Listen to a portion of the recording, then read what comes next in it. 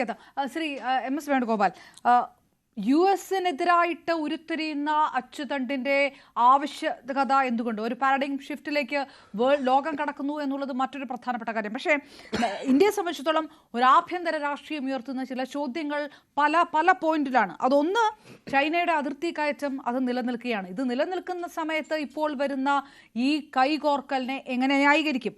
Border stand of ഇപ്പോഴും തുടരുന്നു. അപ്പോൾ ഇത് ഈ പറയുന്ന സന്ദർശനം അടക്കം നീതീകരിക്കപ്പെടുമ്പോൾ അത് ആഭ്യന്തര രാഷ്ട്രീയത്തിൽ ഉയർത്തുന്ന ചോദ്യങ്ങൾക്ക് എന്ത് മറുപടി കൊടുക്കും? മൂന്നാമത്, നേരത്തെ ശ്രീ ഡോക്ടർ മുഹമ്മദ് ഫരീസ് പറഞ്ഞ പോലെ എല്ലാ സമയത്തും പാകിസ്ഥാനെ ചേർത്ത് നിർത്തുന്ന ചൈനയാണ്. ഈ മൂന്ന് വിഷയങ്ങൾ അവിടെ നിൽക്കുകയാണ്. ഏത് തരത്തിലായിരിക്കും ഇതിൻ്റെ ഒരു കണക്ക് കൂട്ടൽ മോദി സർക്കാരിന് കാണാൻ കഴിയുക? അത് വെച്ച് വേണമല്ലോ ഇത് മൂന്നും ന്യായീകരിക്കാൻ. മുട്ടുമടക്കിയതല്ല ബീജിങ്ങിന് മുന്നിൽ എന്ന് എങ്ങനെയാണ് പറയാൻ കഴിയുക? സത്യത്തിൽ ഇത് മുട്ടുമടക്കൽ ഉണ്ടായില്ലെന്ന് മാത്രമല്ല, ഇന്ത്യയിലെ ഏതൊരു പ്രധാനമന്ത്രിക്കും ചൈനയിൽ ചെന്നാൽ കിട്ടാവുന്നതിൽ ഏറ്റവും വലിയ സ്വീകരണമാണ് നരേന്ദ്രമോദിക്ക് ഇത്തവണ ലഭിച്ചത്. ഇന്നലെ നിങ്ങൾ കണ്ടതാണ്, റെഡ് കാർപ്പറ്റ് വെൽക്കം മാത്രമല്ല, അവിടെ നൃത്തരൂപങ്ങൾ വെച്ച് തകർക്കുകയാണ്. ഇന്ത്യൻ സംഗീതം, അതുപോലെ തന്നെ വന്ദേ മാതരം തുടങ്ങി ഇന്ത്യയുടെ ഒരു പ്രധാനമന്ത്രിക്കും ഇതുപോലെ ഒരു റെഡ് കാർപ്പറ്റ് വെൽക്കം അവിടെ നൽകിയിട്ടില്ല. അതവിടെ നിൽക്കട്ടെ. അത് കഴിഞ്ഞുള്ള കാര്യങ്ങൾ നമുക്ക് നോക്കാം. സമ്മിറ്റിലേക്ക് വന്നപ്പോൾ സമ്മിറ്റിനകത്ത് ആദ്യമായി നരേന്ദ്രമോദി പറഞ്ഞത് പരസ്പര ബഹുമാനത്തിൽ അധിഷ്ഠിതമായിരിക്കണം നമ്മുടെ ബന്ധം എന്നുള്ളതാണ്.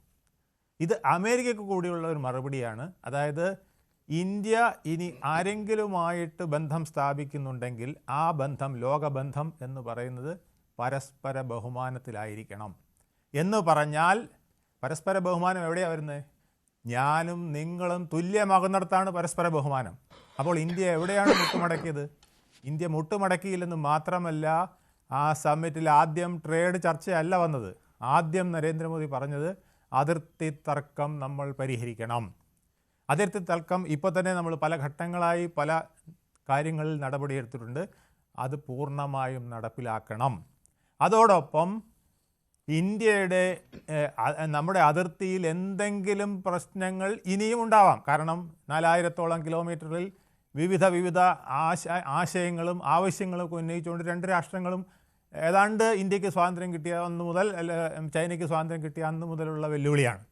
ഈ വെല്ലുവിളി അവിടെ നിൽക്കുമ്പോൾ ഇന്ത്യയും ചൈനയും തമ്മിൽ എന്തെങ്കിലും അതിർത്തി പ്രശ്നങ്ങൾ ഉണ്ടായാൽ അത് നമ്മൾ പൊളിറ്റിക്കലായി ഹാൻഡിൽ ചെയ്യണം.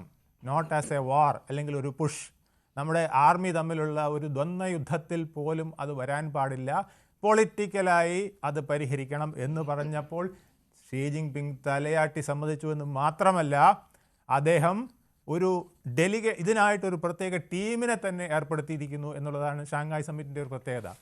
ഇന്ത്യയിൽ ഇനി റിമെയിൻ ചെയ്യുന്ന അതിർത്തി പ്രശ്നങ്ങൾ ശാശ്വതമായി പരിഹരിക്കുന്നത് അത്യാവശ്യമാണ് എന്നുള്ളത് ഷീ ജിൻപിങ്ങിന് മനസ്സിലായിട്ടുണ്ട്. അതോടൊപ്പം വേറൊന്ന് പറഞ്ഞത്, ട്രേഡും ടെററിസവും ഒന്നിച്ചു പോവില്ല. പാകിസ്ഥാനും മറ്റ് ഇന്ത്യക്ക് എതിരെ തീവ്രവാദവുമായി വരുന്നവർക്ക് മുഴുവനുള്ള ഒരു മെസ്സേജ് കൂടെയാണ്. ചൈനയോട് പറഞ്ഞിട്ടുണ്ട്, നിങ്ങൾ ട്രേഡ് നടത്തുന്നതൊക്കെ നമുക്ക് അംഗീകരിക്കുന്നതിന് മുമ്പായിട്ട് ടെററിസം എന്ന് പറയുന്നത് നമുക്ക് അംഗീകരിക്കാൻ കഴിയില്ല എന്ന് പറയണം. അതിൽ പഹൽഗാം കൂടി ഉൾപ്പെടുത്തണം എന്ന് പറഞ്ഞുകൊണ്ടാണ്, ഇല്ലെങ്കിൽ സൈൻ ചെയ്തെന്ന ഒരു പ്രഖ്യാപനം തന്നെ ഉണ്ടായേനെ. കാരണം പാകിസ്ഥാനും ഈ ഷാങ്ഹായ് സമ്മിറ്റിലെ ഒരു പ്രതിനിധിയാണ്. ആ സാഹചര്യത്തിൽ അത്തരം ഒരു പൊട്ടിത്തെറി അവിടെ വേണ്ട എന്ന് വെച്ചിട്ടാണ്. പക്ഷേ ഇത് തത്വത്തിൽ ചൈന അംഗീകരിച്ചു എന്നുള്ളതാണ് രസം. ഇതൊക്കെ പോകട്ടെ, ഞാൻ ഒരിക്കലും ചൈന സമ്മതിക്കുമെന്ന് പ്രതീക്ഷിക്കാത്ത ഒരു കാര്യം കൂടെ സമ്മതിച്ചിരിക്കുന്നു.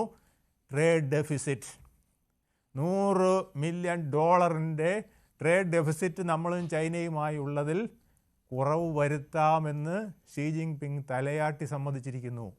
ഇതൊരത്ഭുതമാണ്. ഞാൻ ഒരിക്കലും പ്രതീക്ഷിച്ചില്ല ഈ ഒരൊറ്റ മീറ്റിങ്ങിൽ നടക്കുമെന്ന്. ഇത് കാണിക്കുന്നത് എന്തെന്ന് വെച്ചാൽ, ചൈനയ്ക്ക് ഒരു കാര്യം മനസ്സിലായിട്ടുണ്ട്, ഇന്നത്തെ ഇന്ത്യ ഒരു നിസ്സാര ശക്തിയല്ല. എനിക്ക് അമേരിക്കയേക്കാൾ കൂടെ നിർത്തേണ്ടത് ഇന്ത്യയാണെന്ന് ഷീ ജിൻപിങ്ങിന് തോന്നിയിരിക്കുന്നു എന്നുള്ളതാണ് ഒരു പ്രധാനപ്പെട്ട കാര്യം.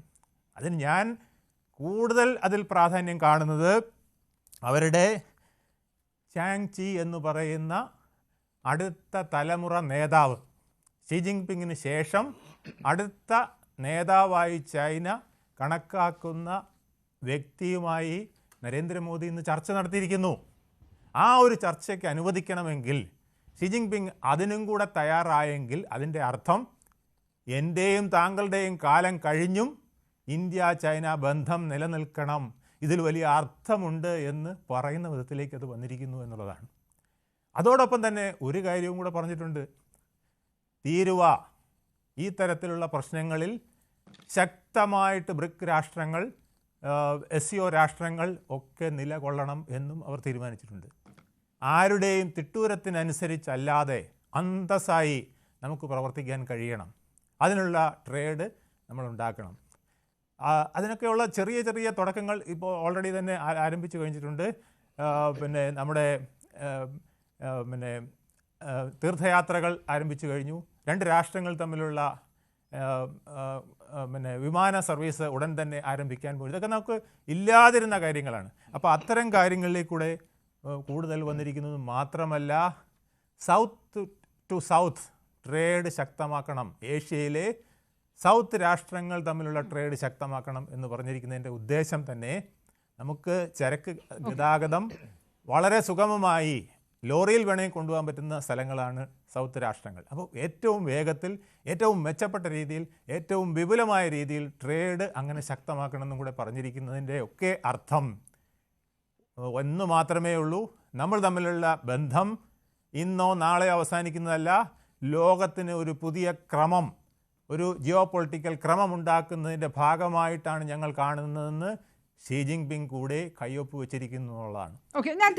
ഇതിൻ്റെ ഒരു കാര്യം കൂടെ പറഞ്ഞിട്ട്, ഇതിൻ്റെ അലയൊലികൾ US നടന്നുകൊണ്ടിരിക്കുന്നു എന്നുള്ളതാണ്.